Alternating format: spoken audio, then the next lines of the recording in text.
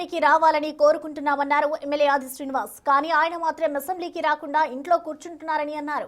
అసెంబ్లీకి వస్తే తాము చర్చకు సిద్ధంగా ఉన్నామని, కానీ అసెంబ్లీకి వచ్చే ధైర్యం కేసీఆర్ చేయట్లేదని అన్నారు. నీటి కేటాయింపులో జరిగిన అన్యాయాన్ని ప్రశ్నిస్తామని, ఇప్పుడు బీఆర్ఎస్ సభ్యులు అసెంబ్లీ సమావేశాలను బహిష్కరించారని ఆరోపించారు. మరిన్ని వివరాలు మా ప్రతినిధి విజయ్ అందిస్తారు. ప్రభుత్వ ఆది శ్రీనివాస్ ఉన్నారు, మాట్లాడదాం. సో అన్న, ఎందుకు బీఆర్ఎస్ వాళ్ళు కావాలనే చెప్పి మీరు వాకౌట్ చేశారని చెప్పేసి అయితే మాట్లాడుతూ ఉన్నారు. సో వాళ్ళు చేసినటువంటి అక్రమాలు తప్పులన్నీ బయటపడతాయని చెప్పి వాకౌట్ చేశారని చెప్పేసి మాట్లాడుతున్నారు. ఇప్పుడు అసెంబ్లీలో చీల్చి చెండాడతామన్న కేసీఆర్ ఇక్కడ 2 రోజుల క్రితమే ఉపనాయకుడు అయినటువంటి హరీష్ రావు ఈరోజు మాట్లాడని మైక్ ఇచ్చినా మాట్లాడకుండా పోవాల్సినటువంటి అవసరం ఏమొచ్చింది అంటే మతలబ్ ఈరోజు ఉపాధి హామీ చట్టం ఏదైతే ఉందో మహాత్మా గాంధీ గారి పేరు మార్పుపైన నిరసన కానీ, రేపటి రోజు కృష్ణా జలాలపైన కానీ, పాలమూరు రంగారెడ్డి పథకపైన జరగబోయేటువంటి చర్చలు ఎక్కడ వారి అవినీతి అక్రమాలు బయటపడుతుందని చెప్పినటువంటి భయంతో వాళ్ళు కావాలని ఈరోజు అసెంబ్లీ నుంచి వాకౌట్ చేసిపోయినట్టుగా తెలంగాణ సమాజం భావిస్తుంది. ఆయనకి మైక్ ఎందుకు రాలేదు? ఇప్పుడు ప్రశ్నోత్తరాల సమయం ప్రారంభమైంది. మొదటి ప్రశ్న మూసీ నది ప్రక్షాళన తదితర అంశాలు, దానిపైన చర్చ జరిగిన సభ్యులకు ప్రభుత్వం తరఫున సమానం శ్రీధర్ బాబు గారు ఇచ్చారు. ఆ సమయంలో సభా నాయకుడిగా ఆ శాఖను స్వయంగా చూస్తున్న ముఖ్యమంత్రి గారికి సుదీర్ఘంగా సమానం ఇచ్చేయండు. ఎందుకు వీళ్ళకి కడుపు నొప్పి? అందులో ఆ ప్రశ్నకు సంబంధించినటువంటి హరీష్ రావు గారికి అవకాశం ప్రొసీడింగ్స్ ప్రకారం రాదు, వారు వెళ్ళే మినిస్టర్ చేసారు.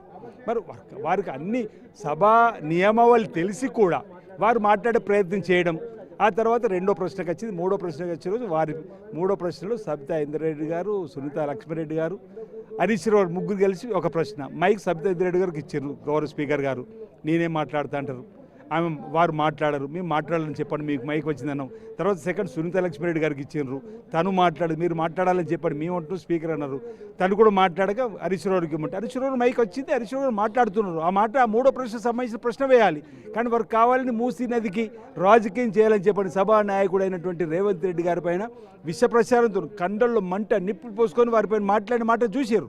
ఈరోజు మూసీ నదిలో ఉన్నంత విషం ఏదైతే ఉందో వాళ్ళకు ఉండడం వల్ల జరుగుతుందని చెప్పిన సందర్భం, కానీ వారు నేరుగా ముఖ్యమంత్రి సభానాయకుని పట్టుకొని వారి కంపనో ఇతరత్ర మాట్లాడని తీవ్రంగా తప్పట్టి నేను వెంటనే స్పీకర్ గారికి కూడా విజ్ఞప్తి చేసిన వాటిని రికార్డు నుంచి తొలగించాలని చెప్పని, వారు ఆ మాటలు వెనక్కి తీసుకోవాలని చెప్పని కోరడం జరిగింది. అయితే ఇప్పుడు మీరు కూడా ప్రతిపక్ష పార్టీ అధినేత కేసీఆర్ని సభకు రావాలని చెప్పి కోరుతా ఉన్నారు. ఒక పక్క ఆయన కూతురు కూడా ఖచ్చితంగా కేసీఆర్ వచ్చి ప్రజలకు ఒక క్లారిటీ ఇవ్వాలని చెప్పేసి కోరుతా ఉంది. అయితే కవిత ఒక పక్క కేసీఆర్ రావాలని చెప్పి కోరుతూనే జాగృతి బయటకు వస్తే బీఆర్ఎస్కు గడ్డుకాలం అంటూ కూడా మాట్లాడుతాం. ఇప్పుడు కల్వకుంట్ల కుటుంబం నుంచే అసెంబ్లీకి రావాలి, అసెంబ్లీలో చర్చలు పాల్గొనాలి అంటున్నారంటే ఇప్పుడు గౌరవ ముఖ్యమంత్రి రేవంత్ రెడ్డి గారు మొదలు చురుకు అది అంటుండు.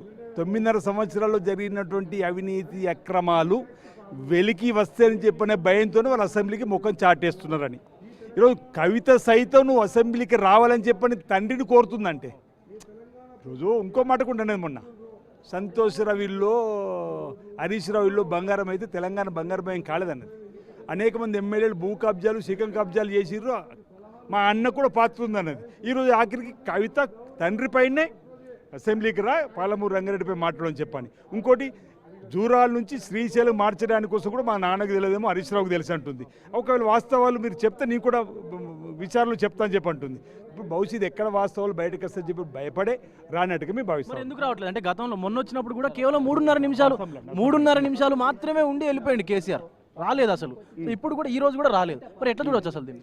ఇప్పుడు వాళ్లకు తొడగొట్టడము పారిపోవడం అలవాటబ్బా, తొడగొట్టడము సవాలు విసరడం పారిపోవడం అలవాటు. ఇప్పుడు మేము సంసిద్ధంగా ఉన్నాం. గోదావరి జలాలపైన కృష్ణా జలాలపైన జరిగినటువంటి 9.5 సంవత్సరాల్లో జరిగిన పొరపాటుగా నువ్వు జరిగిన పొరపాటు పైన చర్చ జరగాల్సిందంటున్నావు. వాళ్ళు రావాలని కోరుతున్నావు. తెలంగాణ సమాజం చూస్తుంది కదా. సో చూస్తూ ఉన్నాము, ఖచ్చితంగా మేము చర్చలకైతే సిద్ధంగా ఉన్నాము. ఇటు గోదావరి జలాలైనా, కృష్ణా బేసిన్ జలాలైనా, ఇంకా పాలమూరి రంగారెడ్డి సంబంధించిన ప్రాజెక్టు జలాల విషయంలోనైనా దేనికైనా సరే మేము చర్చలకు సిద్ధంగా ఉన్నాము. కానీ బీఆర్ఎస్ మాత్రం ఇటు అసెంబ్లీ సమావేశాలను ఎగ్గొట్టే కార్యక్రమం పెట్టుకొని బైకాట్ చేస్తున్నట్టు కూడా ఎమ్మెల్యే ఆది శ్రీనివాస్ అయితే మాట్లాడుతూ ఉన్నారు. వీడియో జర్నలిస్ట్ శంకర్రావుతో విజయ్, బిగ్ టీవీ, అసెంబ్లీ.